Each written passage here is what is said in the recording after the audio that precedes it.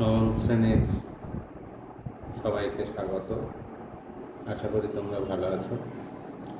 তোমাদের আজ ভৌতবিজ্ঞানের বলগতি নিয়ে আলোচনা করব। বলগতি সম্পর্কিত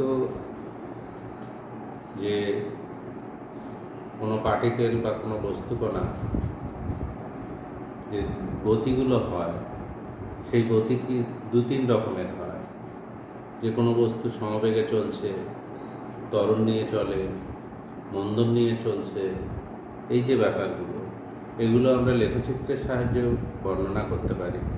গতিবেগ সময় লেখচিত্র, সেটা দেখো যে প্রথমে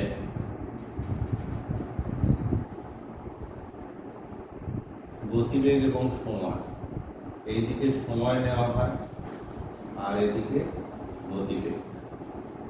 ইংরেজিতে যদি বলা হয় ভেলোসিটি আর সময় টাইম, অর্থাৎ এটা ভিটি গ্রাফ। এই ভিটি গ্রাফে কোনো বস্তু সমবেগে চলছে। সমবেগে চললে কি হবে? সময়ের সঙ্গে সঙ্গে তার বেগটা একই থাকবে। তাহলে সময় যতই বাড়ুক না কেন, তার বেগটা একই আছে। তাহলে এটা সমবেগ সম্পন্ন।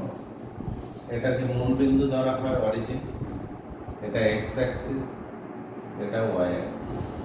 তাহলে ওয়াই অ্যাক্সিসটাকে লেখা হয় কি দিয়ে? এই বরাবর ভি, সবসময় উলম্ব অক্ষ বরাবর, আর হরাইজন্টাল অক্ষ যেটা এক্স আর ওয়াই ধরি, এখানে এক্স অক্ষ বরাবর টাইম টি আর ওয়াই অক্ষ বরাবর হলো গতিবেগ ভিটাকে সূচিত করা হয়। এটাকে যদি মূলবিন্দু ধরা হয়, তাহলে তার অরিজিন অর্থাৎ প্রাথমিক অবস্থানে শুরুতে তার যে বেগ ছিল, 1 সেকেন্ড পর বেগ দেখা যাচ্ছে একই আছে, 2 সেকেন্ড পরেও বেগের মান একই আছে, 3 সেকেন্ড পরেও বেগের মান একই আছে। তাহলে এই যদি সময়কে সমান্তরাল হয়, তার মানে এটা সমবেগ, এটা সমবেগকে সূচিত করছে, সমবেগে চলছে। সমত্বরণে হলে যে এই দিক বরাবর সময়, এই দিক বরাবর গতিবেগ, সমত্বরণে হলো এরকম। অর্থাৎ যে এইখানে যে কোণটা করছে, কোণের মানটা এটা স্থির। তাহলে প্রতিটা সেকেন্ডে, এই 1 সেকেন্ডে গতিবেগ যা হবে, 2 সেকেন্ডে ঠিক তার গতিবেগটা, তার গতিবেগের মানটা ঠিক তার দ্বিগুণ হয়ে যাবে। 3 সেকেন্ডে গতিবেগটা যা হবে, সেটা তার দ্বিগুণ হবে, 3 গুণ হবে। তাহলে সুতরাং বলা যায় এটা সমত্বরণে চলছে। তাহলে এই সমত্বরণে চলছে, এই ওয়ে, এই সরলরেখাটা, এটা কি সমত্বরণকে প্রকাশ করছে। কোনো বস্তু কি হয়, একটা ট্রেন কোনো একটা প্ল্যাটফর্ম থেকে ছেড়ে যখন বেরোয়, তখন তার আস্তে আস্তে স্থির অবস্থা থেকে তার গতিবেগ বৃদ্ধি পায়, অর্থাৎ ত্বরণ নিয়ে চলে। তারপরে মাঝে কিছু সময় সে একই বেগ নিয়ে চলে। আবার যখন পরের স্টেশনে এসে থামে, তখন কী হয়? তার বেগের মান আস্তে আস্তে কমে, অর্থাৎ মন্দন হয়। তাহলে প্রথমে হয় ত্বরণ, তারপরে হয় সমবেগে চলে, তারপরে হয় মন্দন। সেটাকে আমরা যদি লেখচিত্রের সাহায্যে দেখি, তাহলে সেটাকে এইভাবে দেখাতে পারি যে এই সমত্বরণে চলছে, এটা সমবেগে চলছে, আবার মন্দন অবস্থায় এসে আবার স্থির অবস্থায় আসছে। তাহলে এটা কি হলো? প্রথমে ত্বরণ নিয়ে চলছে, সমত্বরণ, এটা হলো সমবেগ, তারপরে আবার এটা সমমন্দন, সবই সমমন্দন বা সমত্বরণ। তাহলে এটা ও এ বি সি, এই যে ট্রাপিজিয়ামটা, এই ট্রাপিজিয়াম গতিবেগ সময় লেখচিত্রে, এটা সময়, এটা গতিবেগ। লেখচিত্রটা এই ভৌতবিজ্ঞান বা মানে ফিজিক্স, কেমিস্ট্রি, পদার্থবিদ্যা এবং রসায়নবিদ্যার ক্ষেত্রে, অঙ্কের ক্ষেত্রেও, মানে যারা পরবর্তীকালে বিজ্ঞান নিয়েও পড়বে, সায়েন্স নিয়ে, তাদের ক্ষেত্রে এই লেখচিত্রটা ভালো করে জানতে হবে। লেখচিত্রের সাহায্যে অনেক কিছু খুব সহজে রিপ্রেজেন্ট করা যায়, সহজে ব্যাখ্যা করা যায়। তাই এটা সমতরণে চলা চলার পরে সমবেগে তারপর সমমন্দনে চলছে। এইবার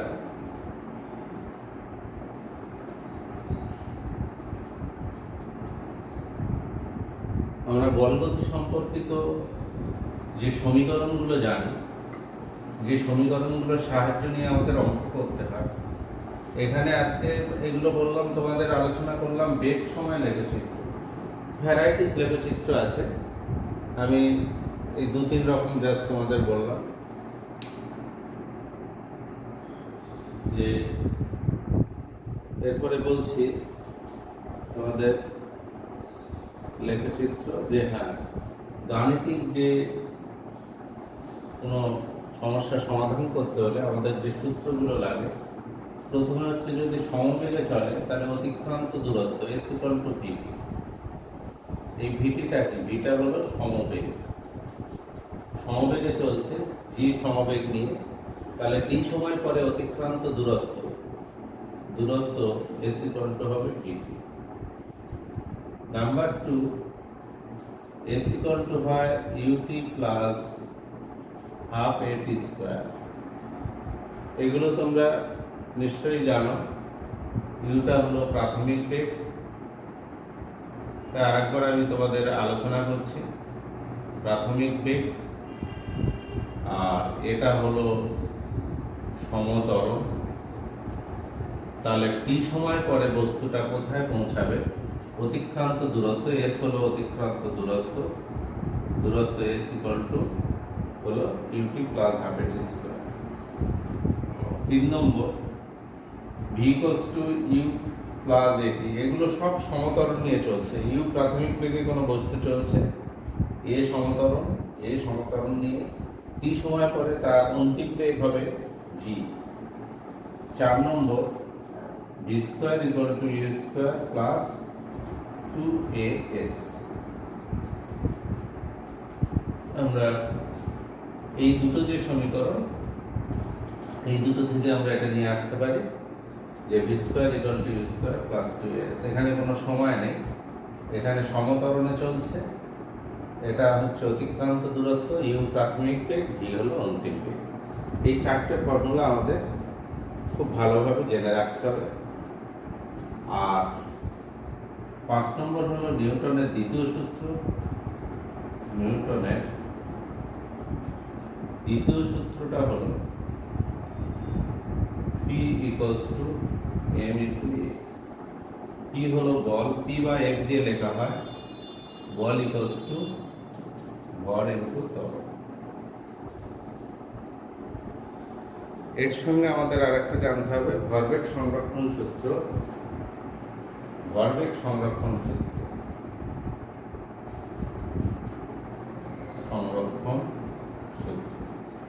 ভরবেগ সংরক্ষণ সূত্রে কি হয়? কোনো বস্তু যে সংঘর্ষের আগে, কোনো দুটো বস্তু পাশাপাশি চলছে, বা একটা আগে যা চলছে আর একটা পিছনে চলছে, পিছনের যে বস্তুটা যাচ্ছে তার বেগ বেশি, সামনে যে আছে সে হচ্ছে তার বেগ কম, একই সরলরেখায় চলছে, তাহলে এক সময় কী হবে? ধাক্কা খাবে। এই ধাক্কা খাওয়ার পরে আবার তারা একই দিকে চলতে শুরু করবে। তাহলে সংঘর্ষের আগে তাদের মোট ভরবেগ এবং সংঘর্ষের পরে তাদের মোট ভরবেগ একই থাকবে।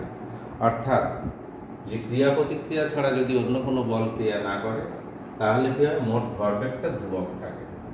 এইখানে মোট ভরবেগ এটাই চিত্রণের এটা ধ্রুবক। কখন? যখন ক্রিয়া এবং প্রতিক্রিয়া এই দুটো বল ছাড়া, ক্রিয়া এবং প্রতিক্রিয়া বল ছাড়া অন্য কোনো বল ক্রিয়া না করে, অর্থাৎ F=0। ক্রিয়া প্রতিক্রিয়া বল আছে, কিন্তু আদার্স যে ফোর্সটা, সেই ফোর্সটা 0 বা P=0, তাহলে মোট ভরবেগটা ধ্রুবক।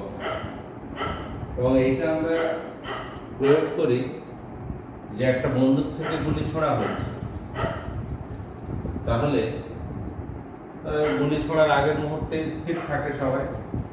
আমরা এখানে ধরি বন্দুকের ভর, একটা বন্দুকের ভালোই ভর থাকে,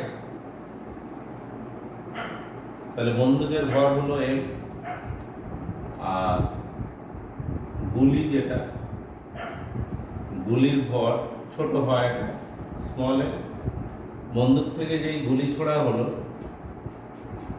তাহলে গুলি একটা বেগে বেরোয়, গুলির বেগটাকে ধরছি ইউ, আর বন্দুকটাও দেখা যাবে যে বন্দুকের বেগ সেটা হলো ভি। তাহলে বন্দুকের ব্যাপারগুলো সব ক্যাপিটাল আর গুলির ব্যাপারগুলো সব স্মল লেটার। এই সূত্রগুলো তোমরা ভালো করে মনে রাখবে, কারণ অঙ্ক বসতে গেলে এই ফর্মুলাগুলো লাগবে। তাহলে এখন ভরবেগ সংরক্ষণ সূত্রে কি হবে, ক্রিয়া প্রতিক্রিয়ার আগে অর্থাৎ বন্দুক থেকে গুলি ছোড়ার আগে তো সবই স্থির, অর্থাৎ তাদের মোট ভরবেগ শূন্য। তাহলে গুলি ছোড়ার আগে, গুলি ছোড়ার আগে মোট ভরবেগ কত? মোট ভরবেগ ছিল 0 ছিল, 0 শূন্য। আর গুলি ছোড়ার পর ভরবেগ কত? ভরবেগ বন্দুকের ভর ইন্টু বন্দুকের বেগ প্লাস এম। তাহলে এখন আমরা ভরবেগ সংরক্ষণ সূত্র যদি এটাকে কাজে লাগাই, ভরবেগ সংরক্ষণ সূত্র, তাহলে আমরা কি লিখতে পারি? লিখতে পারি mv plus mu equals to 0। তাহলে এখান থেকে বন্দুকের বেগটা কি হবে? Minus of mu by capital M। তাহলে এর বেগটা হলো মাইনাস চিহ্ন কেন? কারণ ইউ যেদিকে যাচ্ছে, গুলি যদি ডান দিকে যায়, গুলি যদি এদিকে যায়, গুলি সামনের দিকে যদি এদিকে বেরোয়, তাহলে বন্দুকটা কিন্তু এদিকে পিছু হটবে। তাহলে ওই জন্য মাইনাস চিহ্ন, পরস্পর অপোজিট। এই ইউ এবং ভি পরস্পর অপোজিট, পরস্পর বিপরীত। ওই জন্যে যে বন্দুকটা পিছন দিকে সরে আসে, সেই জন্য বন্দুক যারা চালায়, যারা প্রশিক্ষণ নিতে হয়, তা না হলে কী হবে, তার কাঁধে বা শরীরে ধাক্কা লাগবে, যেহেতু পিছন দিকে সরে আসে। তাহলে কত বেগে পিছন দিকে সরবে, আমরা একটা অঙ্ক করছি, তাহলে এটা বুঝতে পারবো যে বন্দুকটার ভর বলা আছে এখানে, বন্দুকটার ভর অর্থাৎ m equals to 2 KG. 2 KG ভরের একটা বন্দুক থেকে 20 গ্রাম ভরের একটা বুলেট ছুড়ে হচ্ছে। গুলির ভর অর্থাৎ স্মল m ইকুয়ালস টু 20 গ্রাম জি। এখন দেখা যাচ্ছে বুলেটটা যে বেগে ছুটছে, গুলির বেগটা কত? 150 metre per second. 150 metre per second. তাহলে বলা হচ্ছে বন্দুকটির বেগ কত? বন্দুকের বেগ কত? প্রশ্নটা নিশ্চয়ই বুঝতে পেরেছো। আমি আরেকবার বলছি, দেখো, একটা বন্দুক থেকে গুলি ছোড়া হচ্ছে, যে বন্দুকটার ভর হলো m ইকুয়ালস টু 2 কেজি কমই, আর গুলির ভর হলো 20 গ্রাম। গুলিটা নির্গত হচ্ছে 150 মিটার পার সেকেন্ড বেগে। তাহলে বন্দুকটার বেগ কত হবে? তাহলে বন্দুকের বেগ আমরা এই সূত্র, এই ফর্মুলা আমরা ইউজ করব, v equals to minus mu আপন ক্যাপিটাল M।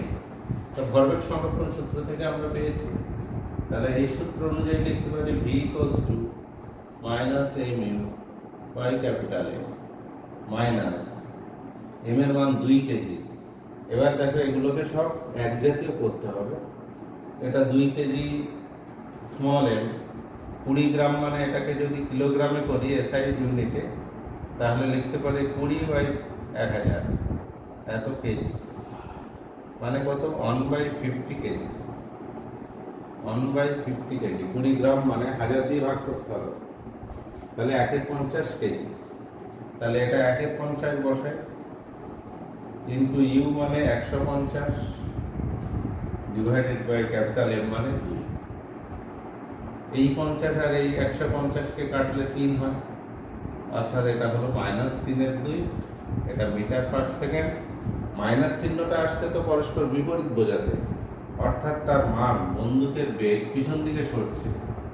তাহলে বন্দুকের বেগ is equal to 3/2 meter per second.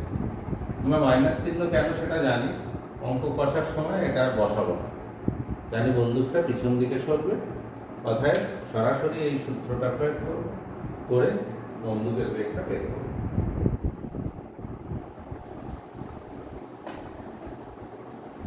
এখানে তাহলে কি বন্দুকের বেগ ওয়াট দেওয়া ছিল আর গুলির ভর বলে দেওয়া ছিল, গুলিটা কত বেগে সামনের দিকে যাচ্ছে সেটা বলা আছে, আমাদের বের করতে হলো বন্দুকের বেগ।